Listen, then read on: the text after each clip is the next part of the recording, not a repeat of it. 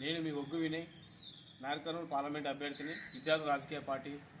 మొన్న ఇప్పుడు ఎన్నికల్లో ఎంపీగా పోటీ చేశాను.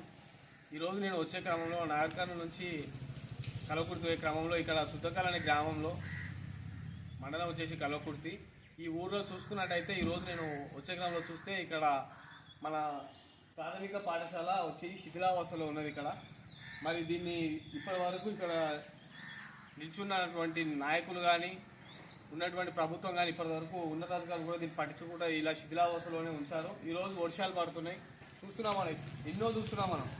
ఈరోజు ఎక్కడెక్కడ కూలిపోయి ఎంతమంది చనిపోతారు. ఈరోజు శిథిలావస్థలో ఉంది. ఇక్కడ చూసుకున్నట్లయితే వీళ్ళు పెచ్చులు కూడా ఉన్నాయి. సార్ కెమెరా దగ్గర పెట్టాను. ఇలాంటి పెచ్చులు ఉన్నటువంటి బిల్డింగ్లో పిల్లలు పెడితే ఇప్పుడు ముందు ముందు ఏ విధంగా జరిగేటువంటి ఈ బిల్డింగ్ కూడా వస్తుంది. ఎంతో దారుణమైన స్థితిలో అవసరం ఉంది. గట్టిగా వాన వర్షం కూలిపోయే స్థితిలో ఉంది. మరి దీన్ని అధికారులు పట్టించుకోవట్లేదు, మరి ఉన్నటువంటి ఎమ్మెల్యేలు పట్టించుకోవట్లేదు. మరి దేని గురించి మరి రాష్ట్ర ప్రభుత్వం ఈరోజు మరి ప్రజాపాలన అంటుంది.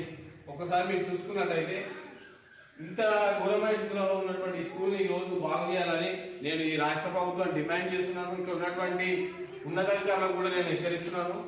ఎందుకంటే రేపు ప్రాణం పోయిన తర్వాత అయ్యో పాపం అని చెప్పేసి వచ్చి సింపతి పోయే నాయకులు కాకుండా జర బుద్ధి ఉండి మీ పిల్లలు ప్రైవేట్ స్కూల్లో చదువుతారు, పేద విద్యార్థులు చదువుకునేటువంటి ఈ గవర్నమెంట్ స్కూల్ని జర బాగు చేసి ఈ శిథిలావస్థలో ఈ బిల్డింగ్ కూల్ చేసి కొత్త బిల్డింగ్ నిర్మించే విధంగా నిధులు కేటాయించాలని గౌరవ ఎమ్మెల్యే గారు కసిరెడ్డి నారాయణ గారు కోరుతున్నాను. ఎందుకంటే మీ పిల్లలు ఈ రోజు కాన్వెంట్ లో చదువుతున్నారు, కానీ పేద విద్యార్థులు అందరూ కాన్వెంట్ లో చదువుకునే దుస్థితి సార్.